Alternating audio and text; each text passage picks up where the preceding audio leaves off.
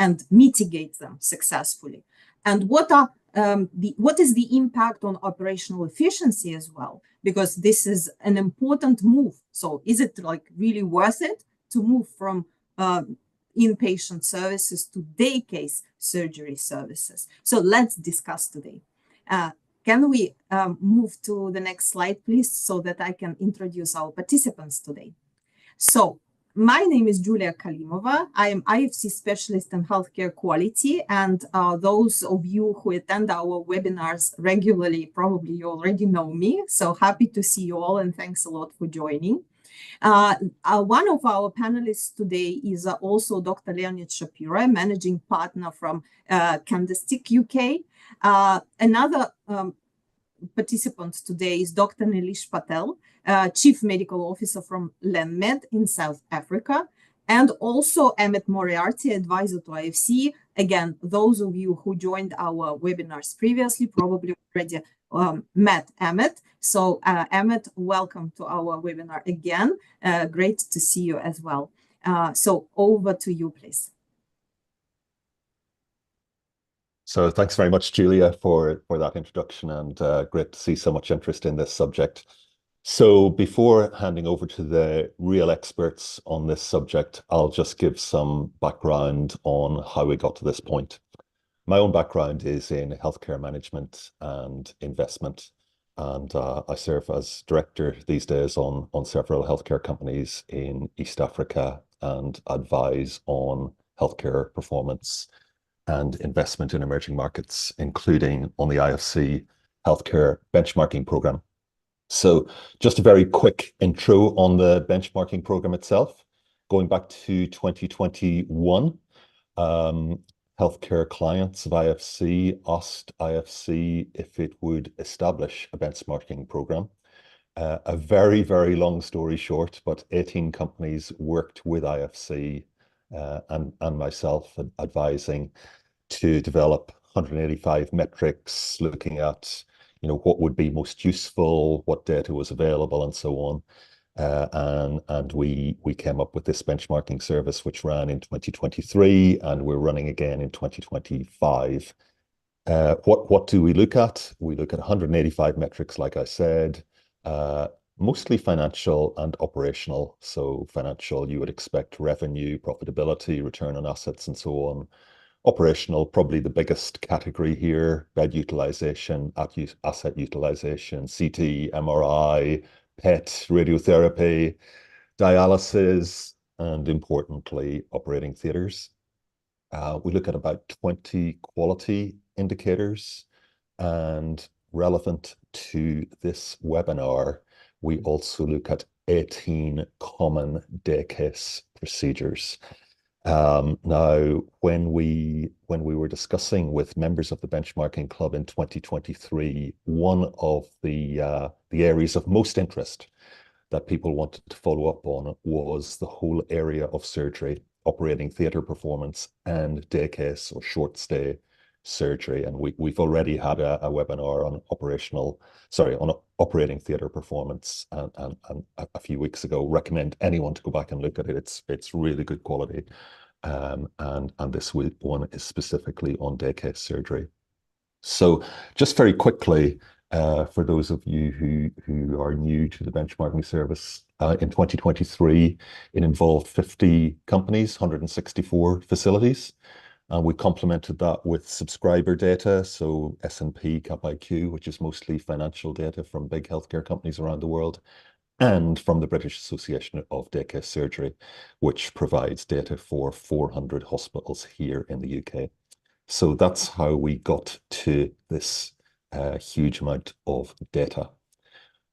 So what were the metrics and what were the findings regarding day case surgery specifically? Let me just quickly give a flavor on this. So here we have from our benchmarking survey, the annual number of procedures per day case theatre per year. So this is surgical procedures per day case surgery. Per day case theatre per year. So we can see that most are in the range of, say, 200 to 1,200 per year. And I suspect there's an element of case mix at play here, as well as the maturity of the organization. But I guess for me, one of the really striking findings here is that more than half reported none at all. So we can see that, in our markets, in IFC markets, day case surgery is very underdeveloped, with the UK, with the US and so on. But many just don't do it at all. And this was something of a surprise to us and many of the companies participating. Now, this graph, and don't worry if you can't see the absolute numbers and detail in here, because it's the story that is important, and I'll show a couple of examples in a minute. But here we show the 18 surgical procedures that we looked at. They're all common procedures.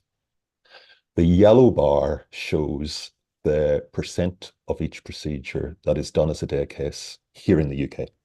So you can see they're all, mostly anyway, above 50%. The light blue, the sky blue bar is the upper quartile, the highest quartile of those 50 companies participating. And the dark blue is the average. So we can see a very big difference between, the UK average performance and the average performance of the 50 companies participating. So, even those, I would say most of these companies are pretty sophisticated companies in emerging markets. It's a big difference. And let's just look at a couple of examples here of even for non-clinicians, I think people will be familiar with these. So inguinal hernia repair in the UK, 78% of people having this surgery have it as a day case. But in the average of the 50 participating companies, it's 6%. So 94% of people having this hernia repair stay overnight on average. And even in the highest quartile, 21% have it at a day case. The other 79% stay overnight. And if we look at the second one I've just shown here, which is lap coli, removal of gallbladder in plain English. In the UK, 64% of people have this as a day case, so about 2/3, with 1/3 staying overnight. But the average for our benchmarking club members is 8%, so it's 8 times lower, with the upper quartile being 20%. So even the upper quartile, 80% of people stay overnight for this procedure, versus 20% who have it as a day case surgery. Now, let me look at another few indicators. Now, these don't relate to day case specifically. These are surgical procedures. But I think they'll be of interest to our audience here, especially anyone interested in quality. So this is the surgical site infection rate reported for the 160 whatever hospitals that we're joining. I guess one of the really striking things here is that about 2/3 report either zero or an incredibly low number of surgical site infections. So, this raised questions about, how well are hospitals counting surgical site infections? And if we look at the facilities on the right, are they really more dangerous, let's say, in terms of infection rates, or are they just better at counting them? So a lot of questions coming out of this. And we see something similar around unplanned returns to operating theatre, where 1/3 report none at all, 2/3 report very low, or 3/4 even very low, less than 1%. And then the others are higher numbers. And it does ask a question about how well are these being counted, or are they being counted at all? So quite a lot of aspects here to surgery, both in terms of the efficiency side of performance, but also the quality side of performance. Just a final word to say, very last minute, if anyone wants to join the benchmarking service this year, you've got hours left. Contact Jenny if you want to join. Please get a green light from your CEO in order to do this, because we do require quite a lot of data to join. So with that, I'll say thank you. I've seen Leonid's presentation in the past. I think it will be super interesting to anyone working in emerging markets with an interest in surgery. With LenMed, I've worked with LenMed before. I know they're doing great work, trailblazing day case surgery in some pretty tough markets. So I'll hand over to Leonid at this point. Thank you very much. Sorry, Emmet. Yeah, first of all, to me.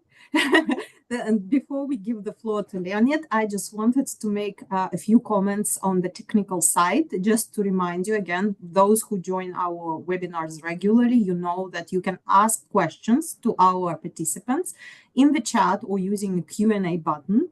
Please do so, and you can do that at any time. There is also, I wanted to remind you, translation available. So there is a button at the bottom. So if you need translation, you can use that button. It will be simultaneous translation. And now, Dr. Leonid, over to you, please. Thank you very much. Can everybody see my screen? Yes, we can. Excellent. So first of all, thank you very much for having me. It's a great pleasure to speak with you and everybody on this call. Just briefly about me, I'm a medical doctor myself. I trained in America, and I studied in the UK. I joined a consultancy working in healthcare, but also finance. And then started my own company called Candesic about 23 years ago to put the two together to effectively use clinical and healthcare expertise, but apply it in business. And that's what I've been doing for the last 2 decades. So my company is headquartered in London, but we also have an office in New York. In fact, I'm calling from New York at the moment. But we primarily work for investors, but also do some strategy work for operating companies, including hospital groups, and some government work as well. These are some of our investor clients. So we help them acquire hospital groups, medical device companies, pharmaceutical companies, etc. And we've worked across hospitals, acute hospitals, dentistry, mental health, imaging, radiotherapy, IVF clinics. It's a very broad definition. So I'd like to start first by setting the scene of why day case is important. This is some work we did in the UK, looking at the demands of population on the healthcare system. And what this shows is, apologies for the complicated charts, but what this shows is that there's a 30% increase in demand for hospitals effectively over this decade, so between 2020 and 2030. And that's an enormous amount. If you think about it, if we have, say, 200 hospitals in the UK, we're going to need another 60 hospitals in 10 years' time. That's more hospitals than can be built probably in that time.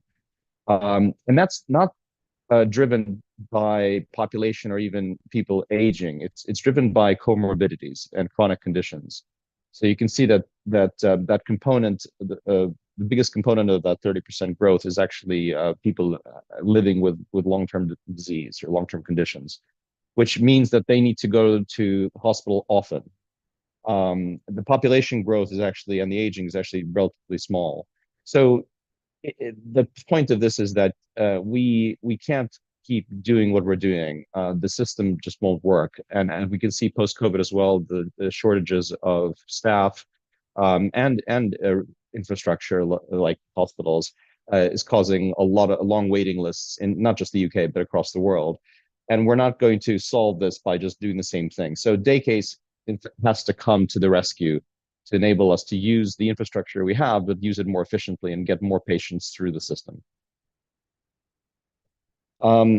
So this is also some data. This is from the US to show that it's not just about using our resources better. It's also actually more cost effective.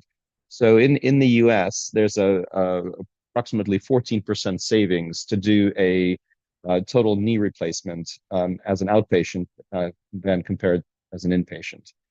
And this is the U.S. Are, of course, are leaders in day case surgery because it's all about money in the U.S. And if you can save money from an insurance perspective, it's pushed significantly to try to do as many cases as an outpatient as possible. But it's also beyond the cost, it's also safer. I mean, Emmett showed some statistics about infections.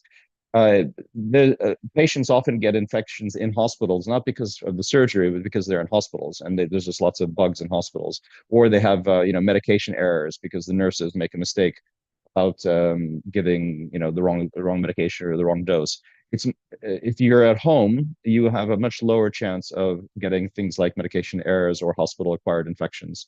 And of course, it's better for the patients. Patients prefer to not be stuck in hospitals, prefer to be at home and recuperating there. So day case is, of course, common, but it's more common in some specialties or some types of procedures than others. In ophthalmology, pretty much all cases are day case. Obviously, it's just working on the eye, and there's no reason why the patient really needs to stay in hospital. But if you look at the other end of the spectrum in orthopedics, it's relatively low, and that's where a lot of the benefit from using technologies and approaches that increase the amount of procedures you can do with as a day rate procedure can really benefit.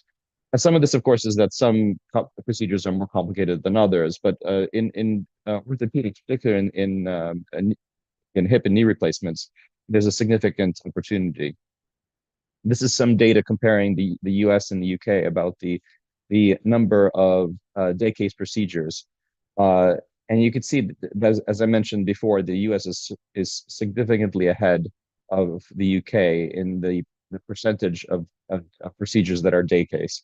And as I said, this is driven primarily because it's a money thing. Insurers are incentivizing hospitals to do things more day case, to do things in a more cost-effective manner. There's also technologies like minimum invasive surgery that are becoming more widely used, and of course patient preference. So this is something that in the 80s it was less than 5% of cases were done as day rate. Now it's in the US it's 60, so it's a significant improvement. But also shows you the gap or the opportunity that exists in the UK, and I'm sure if you looked at other countries it'd be even bigger. This is some data for a primary knee replacement, showing that in the US, in the insured market, again, where insurers are pushing hospitals to be more efficient, 25% of cases are done as a day case. And in Medicare, so state funded, it's a little bit lower, but it's still significantly higher than what's done in England, which is less than half a percent for the NHS and a little over 1% in the independent sector. And the theoretical limit that academics have discussed is around 60%. So we still have a long way to go, even in the US, from the 25% up to the 60% potential that day case can bring. But if we do get to that 60%, we can use our resources much more cost effectively and deliver a lot more cases in the same amount of hospitals. And this one, another interesting thing is to look at hospitals of when they were built.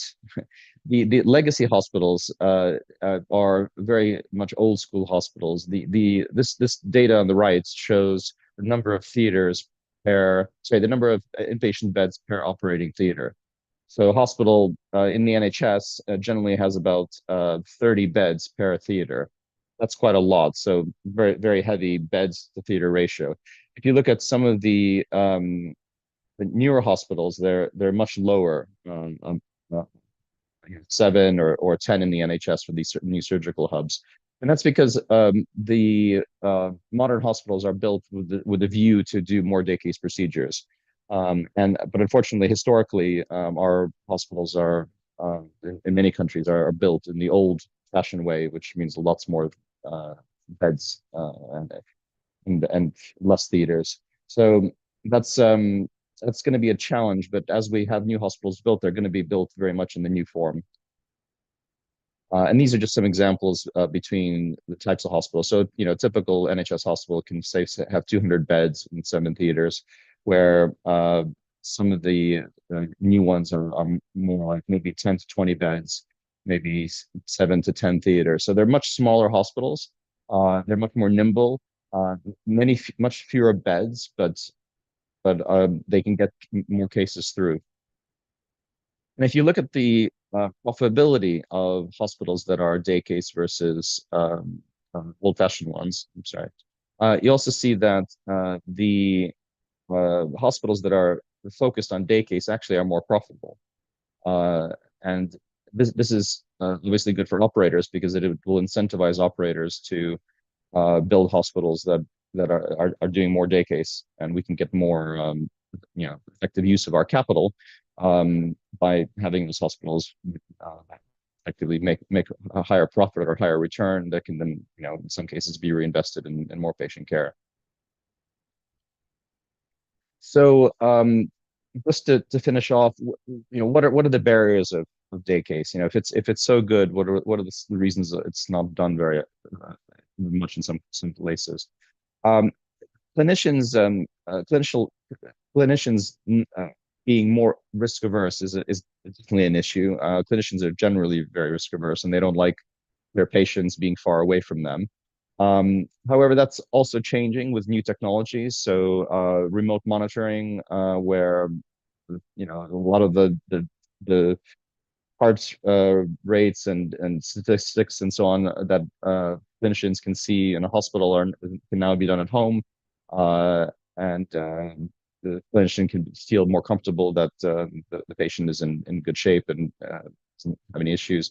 So virtual wards services, so hospitals developing virtual wards also you know, increase clinicians' comfort with doing more day case.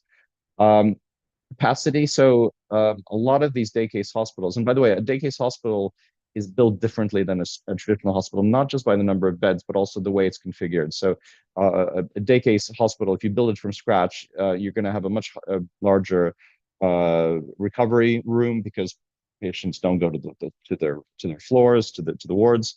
You know, you have different layouts, so you have a more fluid movement of patients. And therefore, those hospitals are better suited. The ones that are built for day case are better suited for day case. Unfortunately, though, with the pressures that a lot of public systems has, like the NHS, a lot of these hospitals that are built for day case are actually being used for inpatient procedures because they just need the theaters, and those theaters are being taken up not by day case procedures but by inpatient procedures. So, you know, we do need to actually build more hospitals dedicated to day case. And of course, you know, it's also about funding and expansion. So it's expensive to build a hospital. You know, governments often trying to fix the hospitals that they've got. So spending money on new hospitals is even more challenging. And there's got to be some kind of incentives. In the US, as I said, it's much more money oriented. So there are financial incentives for private hospital groups to build day case hospitals, but we kind of need that in more European markets and other markets around the world to promote more you know, specialist hospital built specifically for day case. So with that, thank you very much. Here's my details if anybody wants to contact me. I'd be very happy to talk.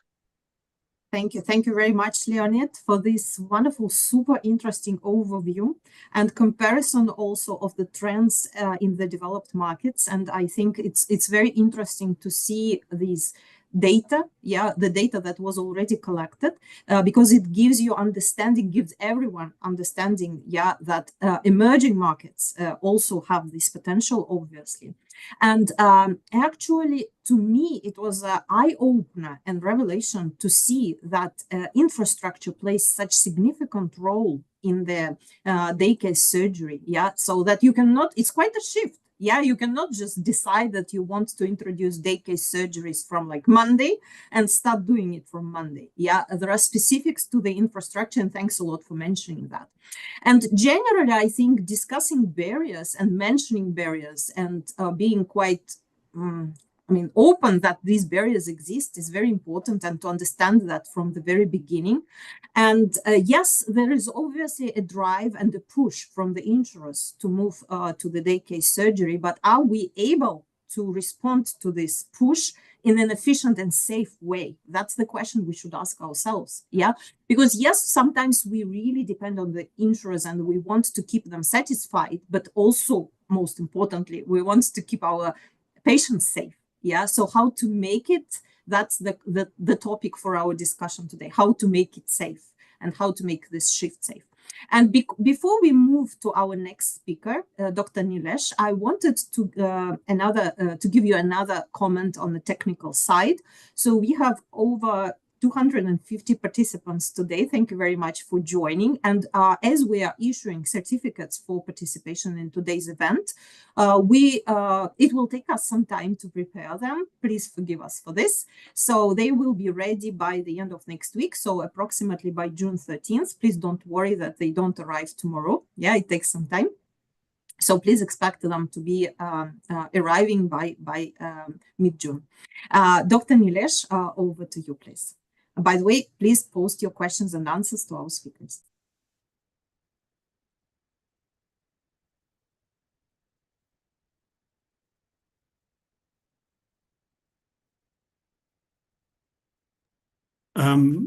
Julia, can you confirm that you can see my presentation in presentation mode? Yes, Dr. Nilesh, I can see it. Thank you very much. Brilliant. Thank you so much. So first of all, thank you. Greetings to everybody from sunny but cold Johannesburg. And thank you, Julia and Emmett, for the introductions, and Leonard for the very interesting presentation.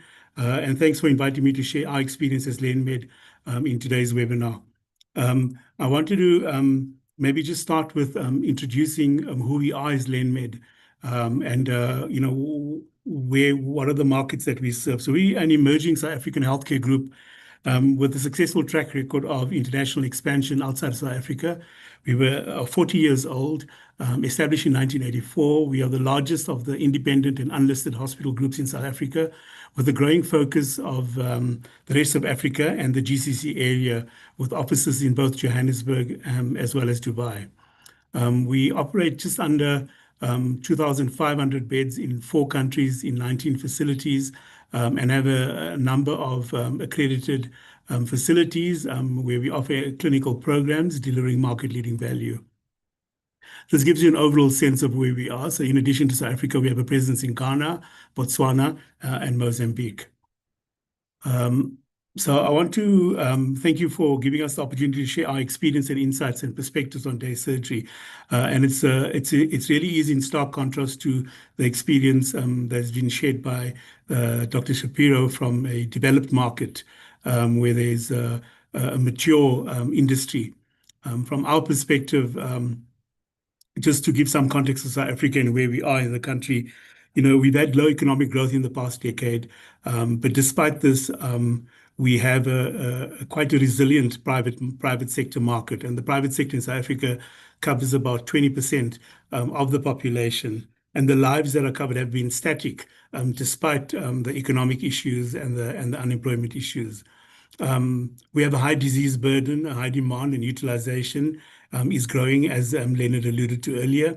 And we have a number of day surgery centers. We have a number of groups that offer day surgery.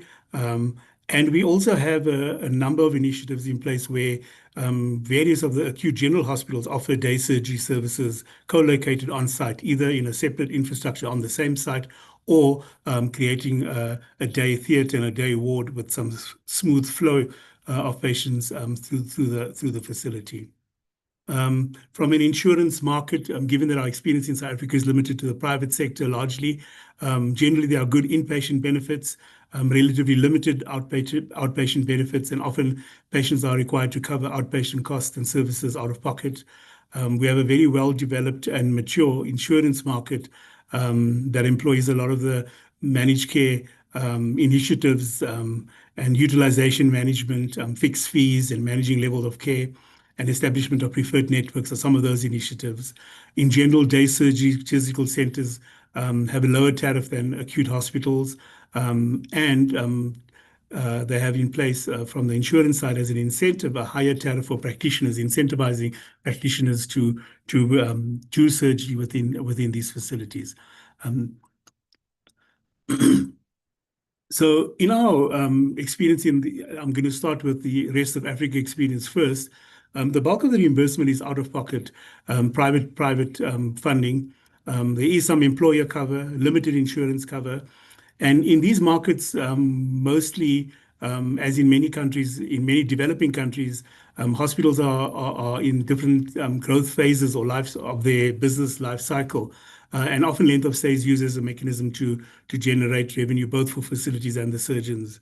From a patient perspective, patient preference is a consideration. Distance to facilities and access to post-operative care out of hospital is often an important factor. And from a clinician perspective, availability of specialists, clinical skills and confidence, and training and experience are all factors which impact the different environments. So I'm going to start with Botswana, where we have a limited health insurance. The biggest one there would be the government insurance. A lot of out-of-pocket, still a significant amount of out-of-pocket expenditure covering healthcare costs. Surgical skills are similar to South Africa. We have mentoring and skills development programs in place, but most of the doctors in Botswana would have been trained in either Botswana and specialized in either the UK or in South Africa. And as an example, one of the things that stood out for us in the IFC benchmarking process was the fact that our rates of lumpectomies was done mainly as an outpatient procedure, and that was one that we featured very favorably compared to our peers in the IFC benchmarking exercise. Mozambique, on the other hand, has a limited number of healthcare practitioners in country, and this is often a limitation. It's difficult to bring in additional practitioners from outside of the country, varying skill levels and expertise, and again, limited insurance, with the large bulk of reimbursement being out of pocket and private. Ghana, in the early phases, we had a reliance on high volumes of day cases, but as the hospital has matured and it's grown in its business life cycle, and our complex surgical cases have grown, we now have reduced capacity for day surgery, and day surgery now is still offered on a weekend basis to create. So I think this is one of the challenges which many hospitals will face, is that, particularly in settings where day surgery is done in acute hospitals, is that over time, as your hospital matures, as the coverage of the various disciplines and complexities and high acuities are covered in your hospital, your capacity and your space for day surgery can be limited. In South Africa, some of the factors that drive day surgery is the various alternate reimbursement models that are in place to bring down length of stay, to bring down cost of care, but still maintain cost and quality and access to care. These are often fixed fees associated. So even though it's a day surgery, there's often a fixed fee for the day surgery. There's a higher day surgery tariff for clinicians and surgical practitioners. We in a strong competitive environment, well developed, as I mentioned earlier, managed care and utilization management capacity from our insurers, and good surgical skills. We have a number of training centers and really are able to, these are some of the factors which encourage the development and the implementation of day surgery.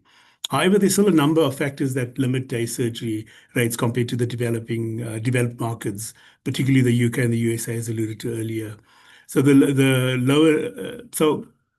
I think while there are a number of day surgery hospitals in the country, a number of day surgery groups in the country, the general there is still capacity within acute hospitals to do day surgery. So a lot of day surgery continues to happen in acute hospitals. Despite that, the funders, because in day surgery hospitals environments, your costs are cheaper, there's limited access to diagnostic and other disciplines for cross referrals. So therefore, funders do prefer that certain procedures are done in day hospitals. Despite that, procedures can be done in the acute hospitals, but it will be at a lower tariff. From a surgeon, capacity is an issue, surgical perspective and a clinician perspective. Often capacity is an issue, and the willingness to move from one facility to another facility to do a list at a specific time often is seen as disruptive, depending on the distance, etc. and of course the proximity to patients. Convenience is an issue, and then clinical risk is a aversion is also another issue. Access to discharge, to pre and post discharge, pre-admission and post-discharge specialized nursing care, like would be part of the system in developed markets like the United Kingdom. Remote virtual patient monitoring are usually funded out of pocket, inconsistently available, and certainly not the norm in South Africa. And then lastly, the other factors that could be could limit access to day surgery or willingness to day surgery is patient factors such as transport, distance to facilities. And in South Africa, as much as we are a low middle income country, we do have issues with continuity of water and electricity supply in most communities, poor municipal services, lots of interruptions in services. And this is often a disincentive for patients to want to recuperate in that kind of environment. So in summary, we have experience across 4 countries. Each country, each of our business units in those countries are at a different level of business maturity. Each of the healthcare ecosystems are in a different level of development and maturity. In general, I think we're progressing well based on the early feedback from the first benchmarking exercise that we participated in. But there's still opportunity for further increase in day surgery. We're far off from the UK and the USA benchmarks. And while we recognize that this is an important area to drive down cost of care, one has to recognize that availability of capacity in acute hospitals remains something which allows for lots of day surgery to happen in those environments. And often funders would encourage or would prefer for those procedures to be done in day centers. And lastly, but lastly and most importantly, patient safety and clinician confidence in patient safety and the systems in place to protect patients and for early recognition in case of any eventualities is critical. And that's always an important consideration. So thank you very much for allowing me the time and the opportunity to share our experience from a LendMed perspective. Thank you so much, Dr. Nilesh. And I think we're going to have a very interesting discussion today because we're receiving multiple super interesting questions through different sources. And I encourage you to please continue doing so, because now we are starting our Q&A part of the webinar. And now it's the time to get the details from our speakers, and this is your chance. So please don't miss this chance. So actually, I'm already reading all the questions. I'm summing them up. And I wanted to take a step back a little bit, to setting up a day case surgery department or service, And the first question would be, as far as I understood from our discussion today, from the presentations, there can be standalone day case facilities and there can be departments in the hospitals, So mostly in our audience, we have hospitals, like Dr. Leonid was saying, old school hospitals, with beds and operating theaters. So which model is more effective? Which model is more spread in the countries that are already using day case surgeries, like South Africa or like the UK? And what is the recommendation, again, like for our audience, if they want to set up such a service? Should it be like really a standalone facility or just a department in their own existing facility? So what are the advantages and disadvantages of both models? Can we start with this one, please? So Leonid, I see you unmuted. Do you want to start?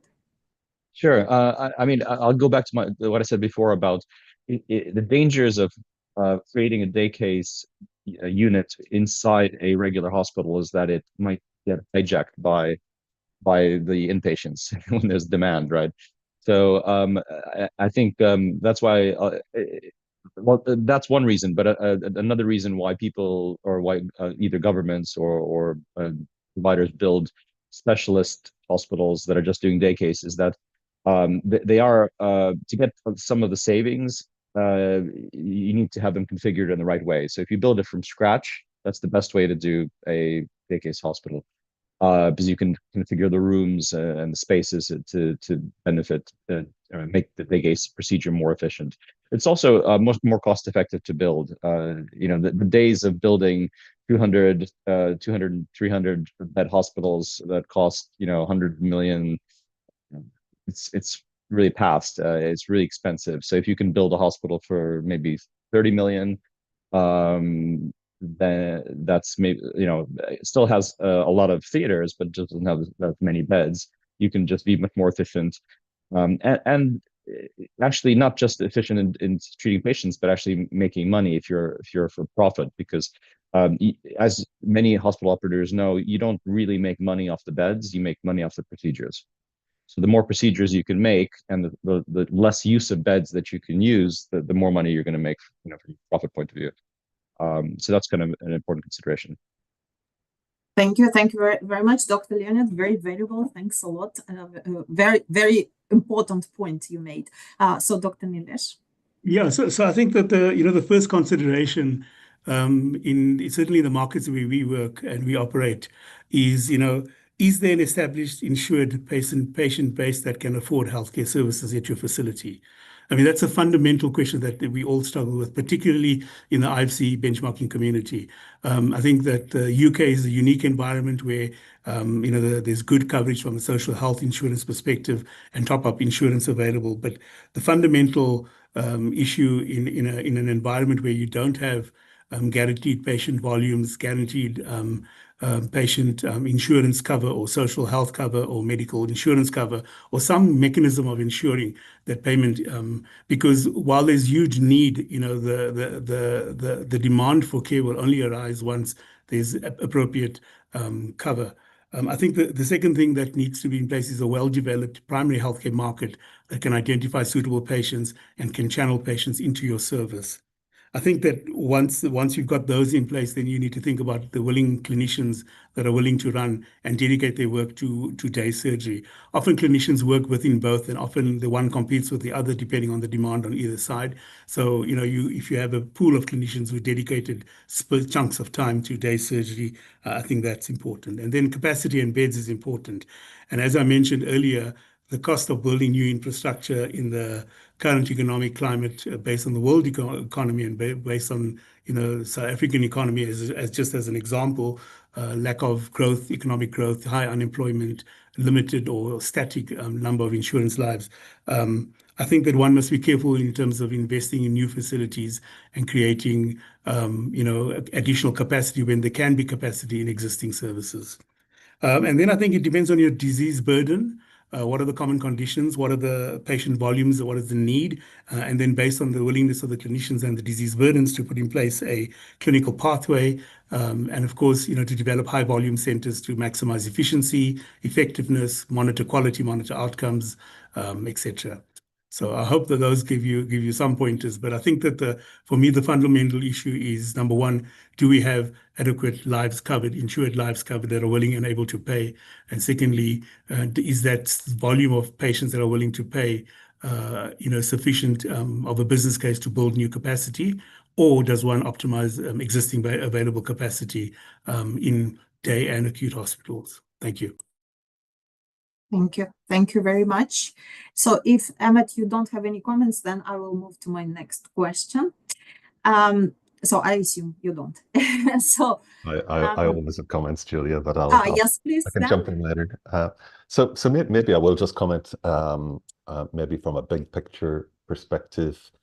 Something that really resonated with me was when Leonid showed that graph of demand in the UK rising by 30% over whatever period it was, and how day case surgery will be an important factor.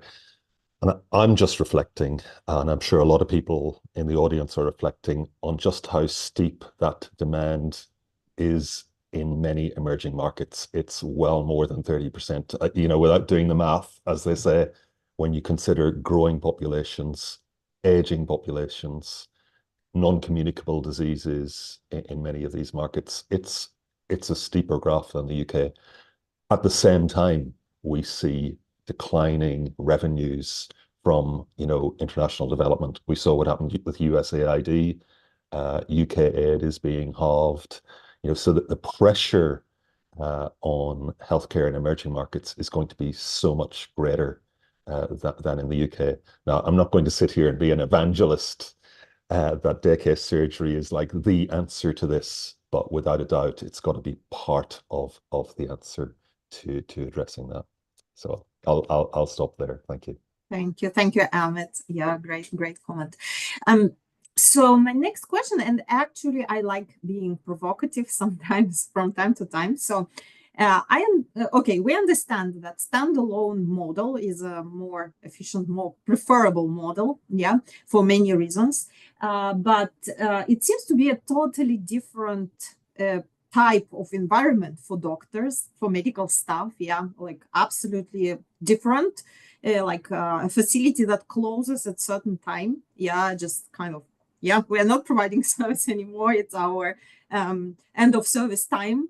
And how do doctors perceive it? Yeah, do they support these standalone day case surgeries, or are they like resistant? Because again, like it's totally different risks and totally different level of responsibility on the medical staff. What is the attitude, and what has been their experience recently, again, in the UK and in South Africa with this? Yeah, I mean, just very quickly. If we already discussed about clinicians being worried about risk, but beyond that, in terms of how they operate, there's not much difference between day case and regular inpatient for the surgeon. The surgeon goes in, they operate, they leave. It's just a question of what. The only difference is the complexity of procedures. So typically inpatient procedures are more complex. So they're going to be longer surgeries. They're going to be open surgeries, where the ones that are in day case tend to be minimally invasive. So they're using laparoscopic equipment or using robots or all those. So it's a bit of a different types of surgery. But if you take that out, the surgeon is not really a big difference.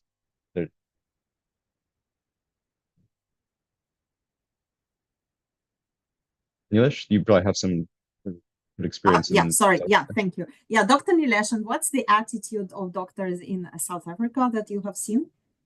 So I think that it's different by different disciplines. So certain disciplines, ENT, ophthalmology, dental surgery, maxillofacial surgery, a lot of these disciplines, colonoscopies, gastroscopies, already are doing a significant amount of their work either in rooms or in day surgery. So that's already in change, I think, and even certain orthopedic procedures.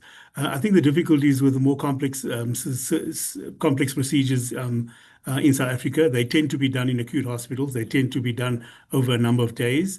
The use of laparoscopic and robotic procedures is emerging. I mean, laparoscopic is well entrenched now, but robotics is still emerging, and there are a few facilities that are using these. So these are improving confidence of clinicians, improving the reducing length of stay and impact. But unfortunately, they're not reimbursed in any way different to open procedures. So there's limited incentive for hospital operators to actually bring in this newer technologies as much as doctors may be asking for it. So I think that generally we have in place already in a number of the disciplines that I've mentioned, good coverage in day surgery. In some cases, 80 to 90% of those types of procedures are being done either in rooms or in day surgery. So that's already in place. The challenge comes with the more complex surgery. And the clinician confidence and the availability of services in the day surgical centers. So the practice in South Africa is that the disciplines that I've mentioned that tend to happen in standalone day hospitals. The others happen even if they are going to be done as a reduced length of stay.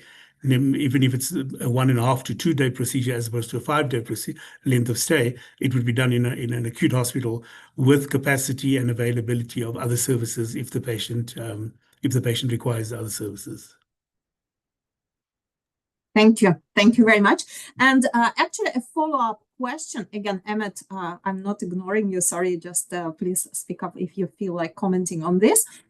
Okay, so once it's a set-alone building, it closes at certain time. What happens to the patients when something goes not as expected, yeah, and the patient is not ready to leave and to go home? Again, speaking about patient safety, risk identification, and mitigation, what process should be in place to make sure that there is continuity of care and the patient is not just sent home no matter what? So patients who, well, first of all, when patients are undergo procedures, these hospitals, particularly ones that focus on day case, they schedule the cases which have there might be a risk that the patient may need to stay overnight. They schedule them early in the day. So you wouldn't start something late in the afternoon if you think that there's going to be an issue with it. So you save all your very simple ones where you know it's almost 100%, the patient's going to be fine to go home after a couple of hours later in the afternoon. In the mornings, you do perhaps the more complex ones where you're not sure. Some day case hospitals have overnight beds, but they just don't have a lot. The problem with having a little bit of overnight beds is you still need to staff them, and that can become uneconomic. So it doesn't make sense to have staff, 5 beds. The amount of nursing cover you need and everything else is just too expensive to do like 5 beds. But you may only need 5 beds, right? If you have only a few people that may need to stay overnight. So oftentimes these hospitals are either co-located or near regular hospitals. So if the problem, the patient just needs to stay overnight, they get transferred to a standard hospital with an overnight bed. So it's pretty standard procedure. Thank you. Thank you so much, Leonid. Yeah, very useful to know. Emmett, Dr. Nilesh, anything from you on this? I think that Dr. Leonard has commented and covered this well. Most day hospitals in South Africa will have an arrangement with the closest acute hospital if there's a need. Some of the doctors would be common, and they'll have admission privileges at the local acute hospital as well, so it will be easy to facilitate. The important thing is to identify early when that has to happen, to have a low index of suspicion and transfer patients timeously. The co-located hospitals is obviously much easier. It's usually just a corridor across, and the patient can be transferred into a ward for an overnight stay or observations. Thanks. Yeah. And just one comment I'd like to add is one of the things that blocks or complicates patients going home is the care they have at home. So, do they have family to look after them? Do they have friends to look after them? Many of them will need to have, sorry, there's the informal care, but there's also the formal care. So are there nurses that can go and visit them daily? Right, because they generally need to, first couple of days, the nurse needs to come check the wound, make sure it's not infected, all the usual stuff that you would do in a hospital. But it can be done quite efficiently in someone's home. Those nursing staff have to be available and they have to be mobile. And some hospital systems, some providers, they just don't have that set up, right? They need to mentally change the mind up and send a nurse to someone's home. So that needs to be there. But I can't emphasize the importance of having good social support for patients at home. So either with family or friends to look after them. That really can make a huge difference of whether someone needs to stay overnight or not. Yeah. Thank you. Thank you, Leonid. Yes, Emmett?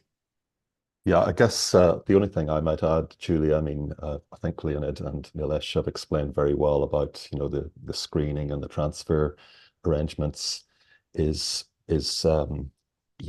I would emphasize the role of medical leadership or clinical leadership in all of this.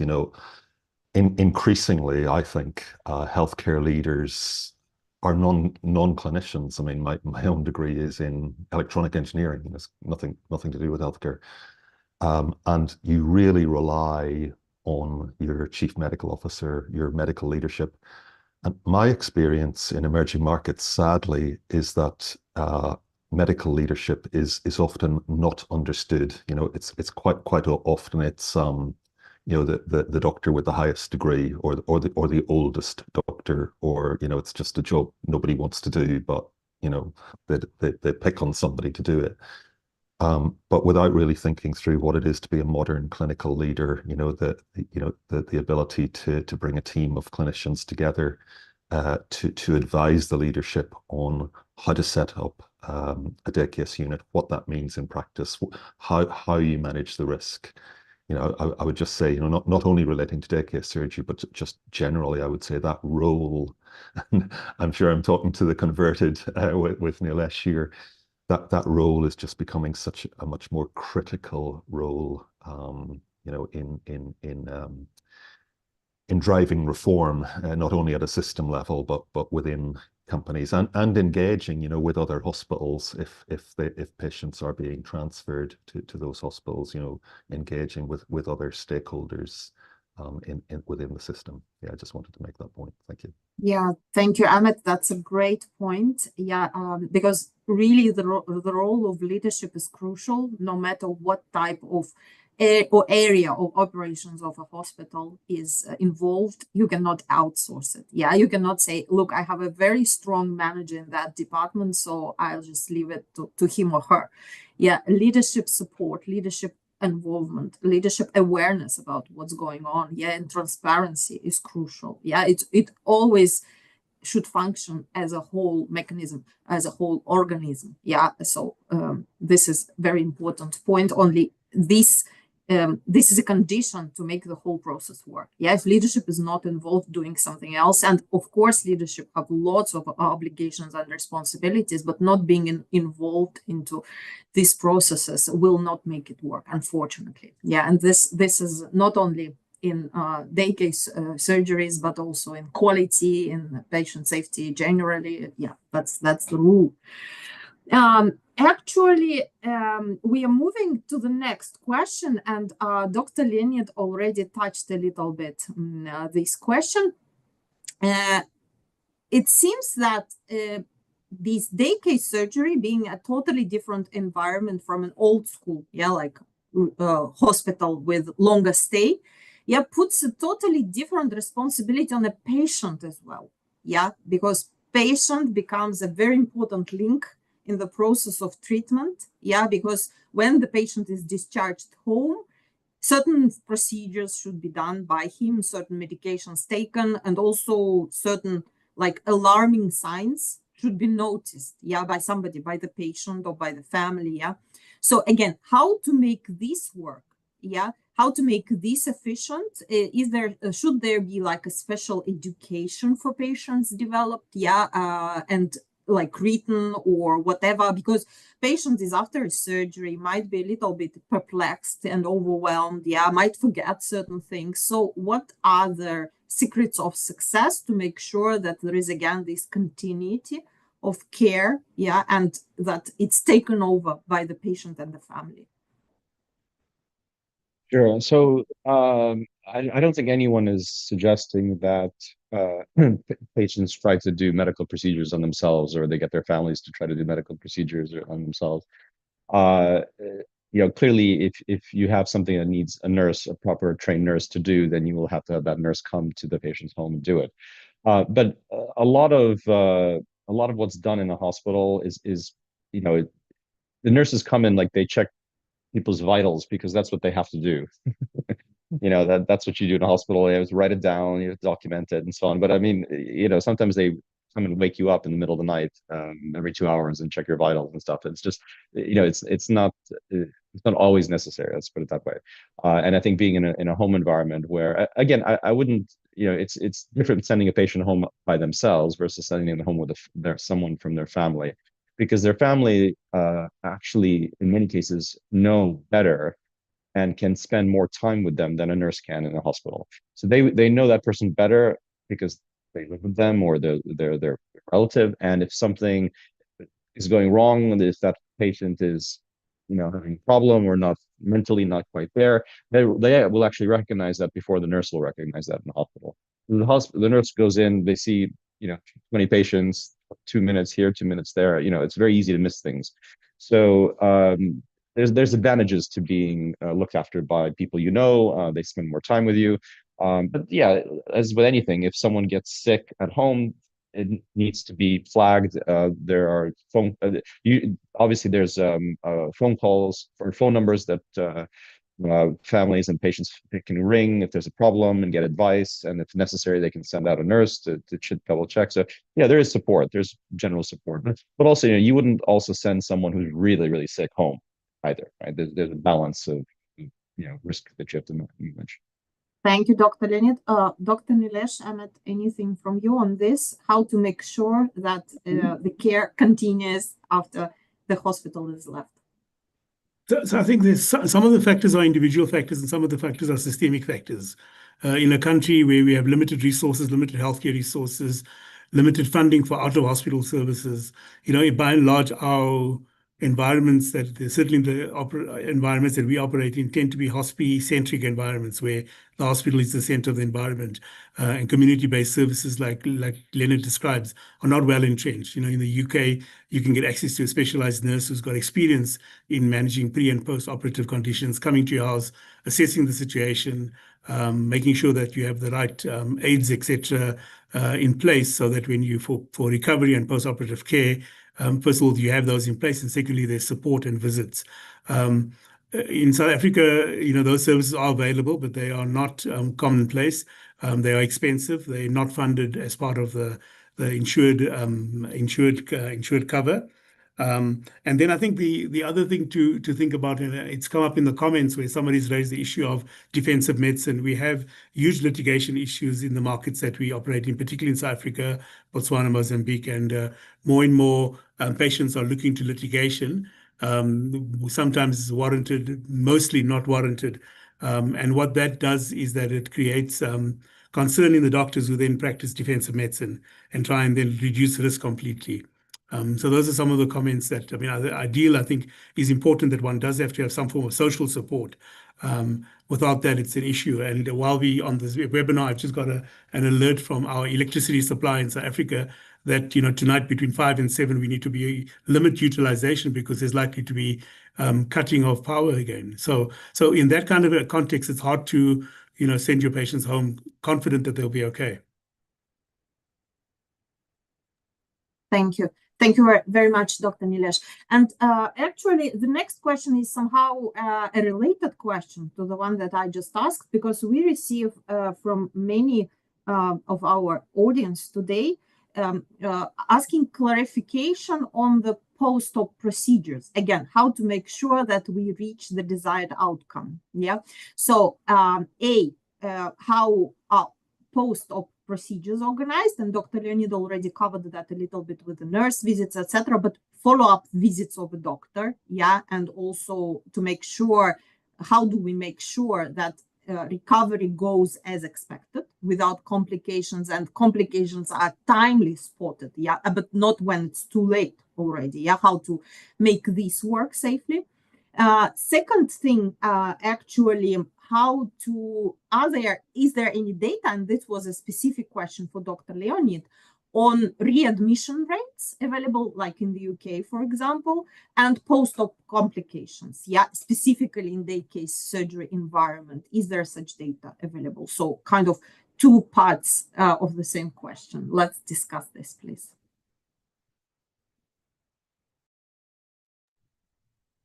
So just to remind, yeah, Dr. Leonid, you are on mute. Sorry, yeah. So first part was post-op procedures to make to make it safer and also reach the desired outcome.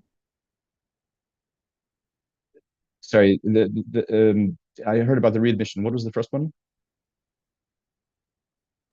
So the first one, what are the obligatory post-op procedures and how do you build them? Yeah, to make sure that complications are timely spotted. Yeah, and when it's not too late. Yeah, and like for instance, follow-up visits. Yeah, you mentioned that nurses might visit at home, etc. But is there like a follow-up doctor visit, when, how it's planned, etc. And also, is there any data? Official, yeah, public data on readmission rate and complication rate after day surgery? Yeah, I mean, there are many procedures, but effectively you have to replicate the kind of care that you would get in a hospital. So, look, post-surgical, once the patient is stabilized after a couple of hours, the most important thing is that they get recover from the anesthesia. And stabilize themselves hemodynamically so that they're stable. Then it's a question of ensuring that their wound is clean, there's no infection, and there's no other things that common post-surgically. So the procedures that are performed in a hospital have to also be performed at home. And that's why nurses have to visit the patient's home and do whatever they need to do, dressing changes, maybe removing stitches later on. Um, so, and a lot of that can be done in the community. It doesn't have to be done in the hospital. Uh, it's hard to go into detail about specific procedures because depending on the surgery, it's going to be you're going to have different processes of how often you check for this or how often you change the wound, the dressings, etc. But it can be followed, and there are ways that some hospitals have developed virtual wards, which have technology to actually monitor patients in real time, so that nurses can see centrally. They can see the vitals of a patient, for example, in real time, and identify which patient might be at risk for some adverse event, and actually go to them proactively. So there's use of technology is also very important. Um, in terms of readmissions, I got some data from the US that the readmission rate is actually something like 10% lower for patients that have an outpatient procedure for a total knee replacement as opposed to an inpatient. Um, so that's quite interesting that it's actually lower. I mean, part of that might be that it's patient selection. So those patients that are selected to have a day case total knee replacement will tend to be healthier, younger, more fit, less complications. So it's hard to compare apples to apples when you're looking at those statistics. But what I think it does show is that there isn't a significantly higher or even a higher readmission rate for day case procedures. From a surgical perspective, the surgeries are done as well as they are as an inpatient. The difference is more of how the patient recovers. And there's no reason that you would need to readmit unless something goes wrong. And something goes wrong probably the same, you know, same percentage of the time, regardless of the patients at home or in the hospital. Thank you, Dr. Leonid. So, Emmett, Dr. Milesh, anything from you on this? Maybe it's just because I'm in the same place as Leonid, but I've seen similar information. Leonid mentions, comparing apples with apples is very difficult, but one thing seems absolutely for sure, which is that the longer you stay in hospital, the more likely you are to have an infection. And I guess this is just an observation, I would say, is that the UK media is very, very focused on healthcare. If you look at the BBC News website every day, they seem to be constantly looking for scandals. I don't think I've seen anything relating to day case surgery. I'm sure they would be jumping on that if there were obvious questions around it. Yeah, interesting, because actually we got a question on how to prevent infection in home setting. Yeah, how to make sure. And I think Dr. Leonid mentioned the visits of the nurse who actually look at the environment in which patient is staying, but maybe there are some other measures, yeah, like what are common measures, yeah, because some patients are very much following the hygiene rules and some probably not so well. Yeah, that's the reality. So what's the risk of infection in home environment? Yeah, it's probably lower, yeah, than in the hospital setting, but still. And what measures and at what point should be taken? That's another interesting angle of the same question, and we received it actually several times in the chat. Well, as I said before, and as Emmett just mentioned as well, you get infections in hospitals because there's just so many bugs around, and people touching you, and nurses going for one patient and another, maybe not washing their hands very well. So really, if you want less infections, staying home. And if you're going to get an infection because of a surgery, it tends to be in the surgery. So, you will get stitched up and there will be a bug in there, right? And it'll get infected and you'll have an issue. That doesn't really matter whether you're in the hospital or you go home. It was done during the surgery, and that's the problem that you're going to have. It's more about when it's when you're changing dressing, that there's potential for the wound to get infected, but it's not, again, there from a clinical perspective, it's not because there's a bug around, because there's bugs everywhere, right? The bugs completely everywhere. It's about how well that wound is taken care of. Is it cleaned? Is the exudate, removed? Because wounds have to be, is it debribed if it doesn't need debridement? So it's a proper care of that wound, and that's generally going to be done by a nurse, and she or he should know what they're doing, regardless of whether they're in the hospital or at home. Thank you, Dr. Leonid. So, Dr. Nilesh, anything from you on this, or we move to the next question? I guess the best example in South African setting would be ophthalmology and how ophthalmologists manage post-operative care. Most procedures are done as outpatients and day cases, and patients come back the next day and then a few days later, so that close regular follow-up is in place. In terms of home care, those services are not well developed, so we don't have good data on home care. But I think that the comments made by Dr. Shapiro cover that. The only one thing that I would add is that different countries have different protocols, and in many cases, prophylactic antibiotics are administered during surgery or just before the surgical incision. And I think that if those protocols are followed and the actual infection prevention protocols in the hospital, in the theater, during the procedure are followed, your risk of post-operative infection is likely to be lower from a surgical site infection perspective. Yeah. Yeah, thank you very much, Dr. Nilesh, for mentioning that, because I intentionally didn't use that word, antibiotic. Yeah, but I just wanted, exactly, I expected that the importance of antibiotic stewardship program, yeah, will be mentioned. And thank you very much for doing so. Yeah, really, this is an important link in the system of day case surgery for sure. So actually the next question, and by the way, just a technical comment, we are receiving questions that about the materials, yeah, that we are using today. Definitely they will be shared with all the participants, and we also see that some who couldn't join for some reason will receive the video recording of the session, and there is also YouTube simultaneous streaming going on, but recordings and the slides will be shared with you in the next days. So please don't worry, it will take like 2 or 3 days to send out the materials. This was a technical comment. And the next question, by the way, sorry, a last call for questions, because we will soon be wrapping up because time is running. Yeah, please, if you have questions, feel free to ask them now, and our participants, our panelists, will answer them. So actually, the next question is a little bit zoom out question, yeah, like a system level question, if I can call it like that.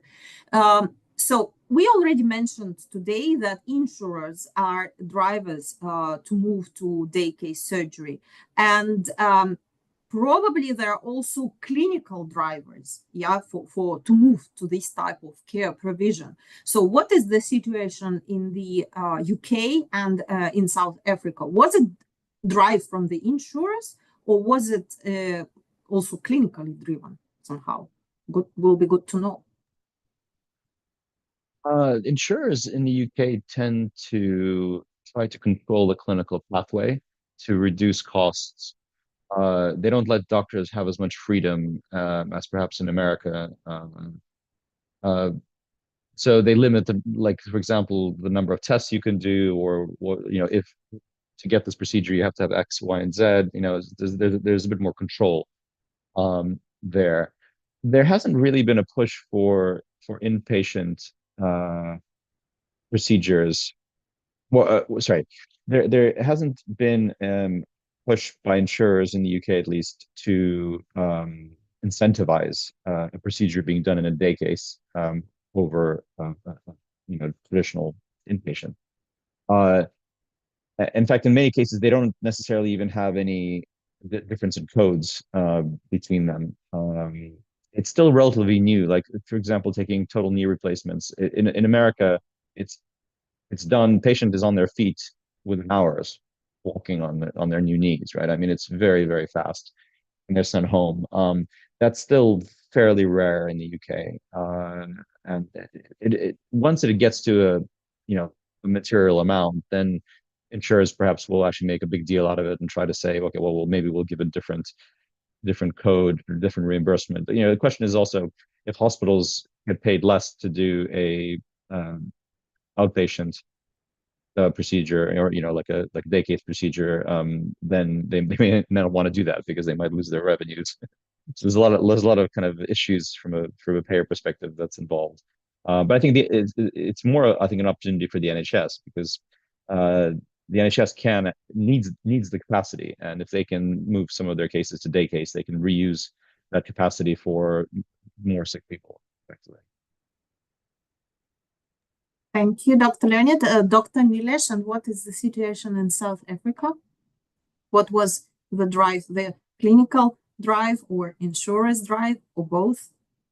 So I think that there has been a little bit of a drive from insurers, but I don't think it's resulted in massive movement, strangely, paradoxically. So I think what the industry did, because there was available capacity, as soon as the drive was initiated, the tariffs that the insurers were paying the day hospital was then met by the acute hospitals who have capacity. So that immediately takes away any tariff pressure if the insurer is getting access to the same tariff in two environments.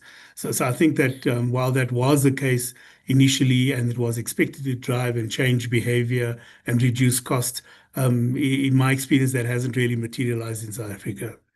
I think that one of the clinical drivers, I think that they, in a setting like South Africa, where we don't have well-developed community-based services, one has to have strong social support. I think Leonard mentioned that earlier. You have to have somebody that's going to be able to care for you, drive you home if necessary, and bring you back, if something goes wrong, and just be around to provide and to call on and access other services if they need it, or to bring you back. Home care services are not well developed and not easily available, but they can be accessed and can be put in place. I think that the disease burden drives which procedures are done as day surgery, as day cases, and I think the availability of surgical skills and the availability of the clinical pathways, which are multidisciplinary clinical pathways that are developed together, where the entire team, from preoperative assessments, from anesthetic assessment, to signing off the patient as being fit for surgery, to surgery, and then to post-operative care, and then to follow-up care. So if that pathway is well developed and well managed, your outcomes tend to be better. And then the last point, which I think I may have mentioned now, is just the availability of clinical capacity, clinicians, availability of doctors in terms of number and volume, and the surgical skills and technical skills that these doctors are able to be trained and supported in developing. I think that those are important factors, because without that, you can't have a successful surgical program, let alone a day surgery program. And in many settings, these are assumed to be in place, but they're not automatic, unfortunately. No, thank you. Thank you very much, Dr. Nilesh. This is very, very important comment. Yeah. So actually, my colleague shared a link to participate in the benchmarking program that we have in IFC that was mentioned by Ahmed earlier. So I just wanted to draw your attention. Don't miss it in the chat in case you feel like joining or learn more about the program. Now it's the time.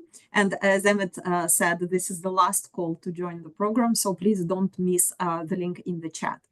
And the next question is actually, we try to make our webinars as practical as possible for our audience. And we have just 2 or 3 questions left, as we have almost like 10 minutes left in our event today.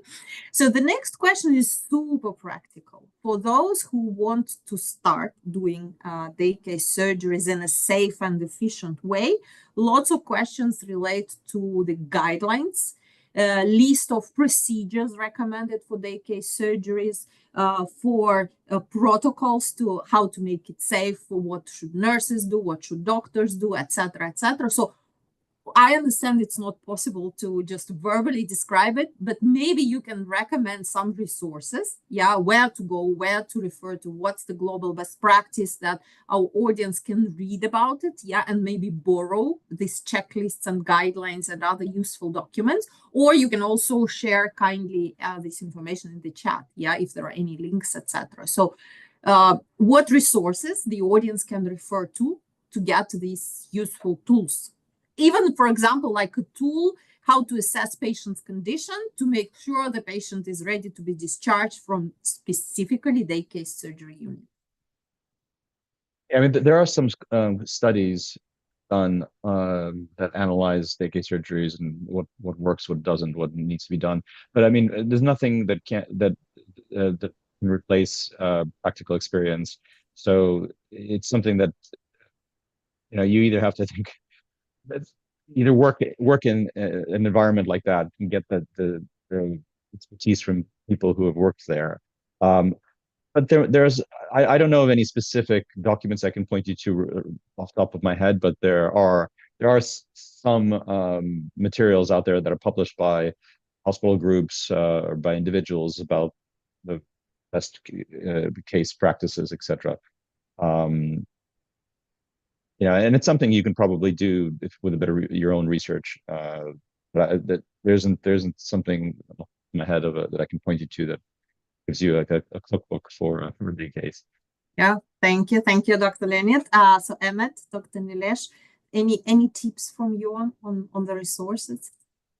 So I mean, my suggestion is that one has to engage with our clinicians. Our clinicians are the source of valuable information, and if they don't have the information at hand, they'll know where to get the information. So that would be our approach. In South Africa, we have very strong professional bodies for every discipline. So there's the Ophthalmology Association or the South African Society of Anesthetics, for example. Each of these bodies tend to have protocols or guidelines available in terms of what would be considered reasonable to do as an inpatient, what would be considered reasonable to do as an outpatient, and they would then support you in that process. But you'd have to be a member of those bodies. And then I agree with what Dr. Leonard said, is that there are lots of resources available online. One has to just check the credibility of those resources. But at the end of the day, a willing multidisciplinary team has to work together to develop a care pathway, that ensures that patient selection is appropriate, that the patient volumes are sufficient so that in high volume centers, the clinicians develop experience, expertise, you've practiced and you reinforce certain procedures so that become automatic. And I think that's the critical thing. And in the absence of having high volume centers, it's very hard to develop centers of excellence or expertise. Monitoring of outcomes, monitoring of both process metrics as well as hard outcome metrics are important. Mortality, readmission rate, infection rate, incident rate, etc., are all important as part of the process of developing a service. And then lastly, in South Africa, South African hospital operators are recognized internationally. So South African hospital managers are of good skill and caliber and generally are able to put such programs together through engagement with the various clinicians and together put together and trial and implement, etc. So there's no single resource or toolkit that's available. One has to look at your disease, your environment, understand your insurance dynamics and your insurance coverage or who's paying for the cost of care, understand the disease burden and the volumes of patients, and then identify which types of procedures are appropriate for day surgery, and then work with your clinicians and develop a pathway. And I think that would be a good starting point. Yes, thank you very much, Dr. Nilesh. And yeah, patient selection, careful patient selection, well-structured, straightforward patient selection in day case surgery setting becomes really crucial. Yeah. And also thank you very much for risk mitigation, first of all. Yeah. And thank you very much, Dr. Nilesh, for also mentioning incident rates. Yeah. I was going actually to say that no matter how long the patient stays in the facility, still all the same principles of quality improvement and patient safety apply. Yeah. The fact that the patient spends less time in the facility doesn't necessarily mean less risk. Sometimes it even means more risk, yeah, because of the multiple reasons that we described today, yeah, because medical staff do not keep patient in their eyesight, yeah. So please make sure that all the same principles for incident reporting and also safe environment that you use in your full-time facilities, yeah, like proper inpatients, they all apply to day case environment as well. Emmet, over to you, please. Yeah, just to agree with what you're saying, Julia. I mean, we've talked about infection rates, but as you say, there are a lot of other things that can happen in hospital, like falls. I mean, everyone tells me that you're much more likely to fall in a hospital than you are at home. But to go back to the question, so in terms of resources, Yes, there's a lot online. Specifically, I find the British Association of Day Surgery has a lot of good resources. Some of them, there's quite a small fee, like all the data costs about £7.50, $10 to access that. So there's some good stuff there. In terms of implementing, I'll just go back to a point I made earlier, which is that, I see there are a lot of people, from around the world on this call, Colombia, Tajikistan, Africa. In my experience, and I've worked in 40 or 50 countries, everywhere I've worked, you will find doctors who can do day case surgery, or who know how to do it. They might not have the data to hand or whatever. They know how to do it. And you can also get the equipment. You can get it. There are very few places where that's not the case, even though they're in short supply. But implementing day case surgery is not just about gluing together doctors who can do it and equipment to do it. It's a management of change process. It's about changing attitudes. It's about convincing people. And this is where I come back to the issue of medical leadership, or sorry, I should say clinical leadership, because it's about the team, it's about the doctors, it's about the surgeons, it's about the nurses, it's about the aftercare and so on. To convince on the benefits of doing this, on how to do it, on the teamwork, on the metrics, on the measurement, and so on, to make it work. So that that what I would say as a former healthcare leader, as a non-clinician myself, is that element of clinical leadership is absolutely essential to making it work. It's not just about finding stuff on the internet. It's about the management of change to deliver it. And that's different in different countries. Thank you. That's super important. I mean, thanks a lot for stressing this point once again. We have only 3 minutes left, or 4 minutes left, around that. So soon we will be wrapping up. So just 2 more questions left, and one comment from me. My colleagues also shared a link to join the IFC community of practice on Facebook. So today we are discussing multiple interesting aspects of this wonderful topic of day case surgery in the community of practice. We discuss much more. There are multiple topics, multiple opinions from the participants globally. So please join if you want to have these interesting discussions together. You're welcome. The link is in the chat. If you scroll up a little bit, you will see it. You're welcome. And now, before the last question, just one more provocative questions once again, because I like them so much. So we already discussed today the attitude of medical staff and the role of medical staff, and partially the role of patient. And what's the attitude of patients to the day case surgery? I'll explain. Yeah, so we already understand that patients like it because they want to be at home quicker. But always there is a group of patients who complain that the visit to the doctor, for example, was too short, doctor's consultation, doctor didn't ask all the details required, etc. So basically not enough care. Are there patients who complain that in day case surgery, they believe they get not enough care, not enough attention, and how to manage those patients? Yeah, if it happens, yes. Are there such complaints? Maybe there are none, and community is becoming more mature, yeah, or maybe there are still expectations that the hospital is like longer stay with kind of more care, otherwise they feel undertreated. Is there such an issue? I know there in some countries, like in Africa, for example, many patients don't believe that taking a pill is as good as getting an injection, even though it's just as good, if not better. So there will be cultural differences where people believe that they get better care in the hospital. So it's not a problem to be ignored. But at the end of the day, if it's a monetary thing or a safety thing, and it can be done cheaper and safer at home, then it's something that I think it's our obligation to convince those patients that it's not actually the case of how they think. Yeah. Yeah. Thank you, Dr. Leonid. Yeah, that's a great point. Yeah, Dr. Nilesh, Ahmed, anything from you on this before we go to the very last question? I mean, I guess one has to balance what's good for the entire system and what's good for the individual patient, and try and balance those two. And I think that patient education is critical, ensuring there's a clear care pathway, clarifying expectations as to how the process will work, um, educating patients in terms of what to look for early complications or what could go wrong, and when to escalate or come back to the hospital or come back to the healthcare facility. So there are these basic principles of, patient engagement, shared decision making with the patient. So even before the decision for surgery, is even before the decision to operate has been made, one has to ensure that the patient understands what are the options.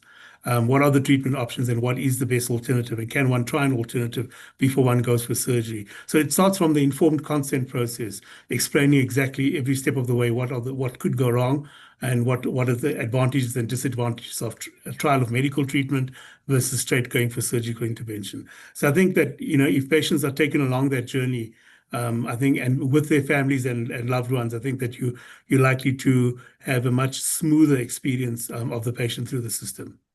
And then I think the other important thing is that, every individual environment has its unique cultural, social issues that one has to ensure that are addressed in how we engage with our patients and their families, so that the experience of care and the experience of the healthcare system is a positive and engaging one, where they feel empowered to participate in their own care, and are supported in that process. Thank you. Thank you very much, Dr. Nilesh. Yeah, balance is really the key word here. Yeah. Emmett, you're unmuted. Yeah, I'm just nodding vigorously because it's definitely an issue. It's a different issue in different countries, different cultures and so on. But without a doubt, there's a certain element of being in hospital which is about pampering. And at an extreme end, Julia, you and I both know this. Like in the former Soviet Union, many people stay in for 28 days after quite minor surgeries, and they enjoy the unnecessary 27 days that they spend. It's an issue in some of the hospitals that I've been a director of, just getting patients out. They like the food, they like the pampering and so on. But as Nilesh says, as Leonid says, this is about patient education, family education. Yes. Yeah, that's the answer, and that's the only true answer to this. Yeah, always communicate. Communication is key, and then the perception is right. Yeah, if you educate the patient that it's for their benefit, then the perception is totally different. So we'll soon be wrapping up. Last question will be, okay, if our audience today is inspired by what we discussed and want to start or structure or develop their day case surgeries, if they're already doing them, or just start them from scratch, from a new, what advice you can give to them? So Dr. Leonid, Dr. Nilesh, Emmett, what advice, what tips you can do so that they started effectively, safely, and got what they wanted, but not the opposite, didn't get disappointed in it. So first thing I would do is I would put together a multidisciplinary team in your hospital, combined of clinicians, operating people, IT people, and even the finance department and regulatory and so on, to really examine the feasibility of having a dedicated day case strategy, and what that means for the hospital. So there's a lot of moving parts, and you have to have some people to go and do that research that I mentioned on looking at all these papers, and go on the web, and I'm sure there's some documents that could be useful. But yeah, just put together a team, make sure it's multidisciplinary, and tackle it. It's a great when you'll be successful in it, it'll be well worth the effort. Thank you, Dr. Leonid. Dr. Nilesh. I think it's different for every environment. One has to work out what's going to work in your environment. What is your disease burden? What is the disease demand and the need? And in the case of the likely audience here, who's going to be able to afford and pay for surgery? and the pre-operative and post-operative care and consultations that would be necessary. So those are important factors from a system perspective. One is to ensure availability of quality professionals that are suitably trained and qualified, and then put together the multidisciplinary team, as Dr. Leonard has said. Then one mustn't underestimate the importance of having a seasoned hospital operator that's got experience in managing clinical environments. I think that often clinicians try to do this on their own, and they run into trouble.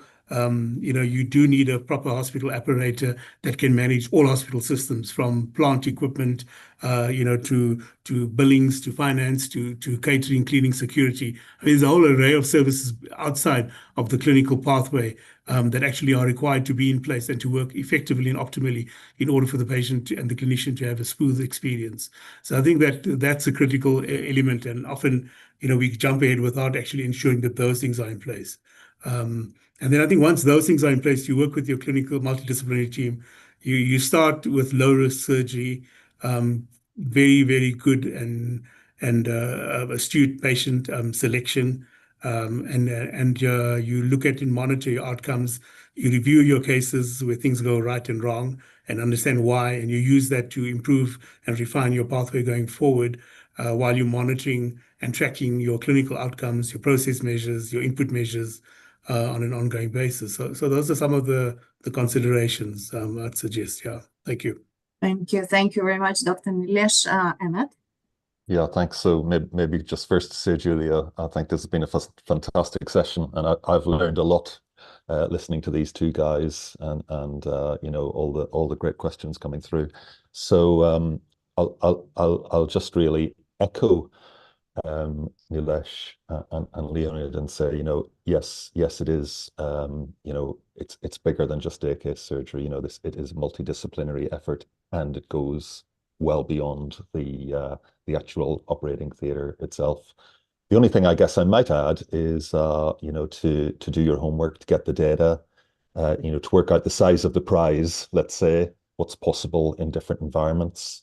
The IFC benchmarking service is one source. We've talked about others like the British Association of Day Case Surgery. So there are good data sources out there to help with that, the planning part of the overall change management. Yeah, Emmet, indeed. Yeah. So just to sum it up, good planning. Yeah, don't jump into it straight away. Plan properly at the system level. Look at the scope of services, at the disease burden, as Dr. Nilesh said, at the capacity that you have, as Dr. Leonid said. Yeah, so plan carefully, and then it will be a success. And also learn from others, learn from best practices, from useful sources that were discussed today, and many more that we're sure you will be able to find yourself as well. So learn from others, and then you will succeed with this exercise. And indeed, Emmet, we're getting excellent feedback today. So thank you so much to our great speakers today for sharing your knowledge, for sharing your tips and tricks and everything. This is always very valuable for our audience. And thank you so much to our audience today for being so active, for providing such great feedback. We are trying for you. We are trying to make it interesting and engaging and also practical for you, so that you are inspired and implement it in your daily practices. Thank you so much. We will announce our next webinars using the same channel, emails, etc. Please follow us up, and we'll be happy to see you in our next webinars. Thank you so much, and have a great day. Bye-bye. Thanks, Julia. Thanks, everybody. Thanks, everyone. Thank you. Nice to join.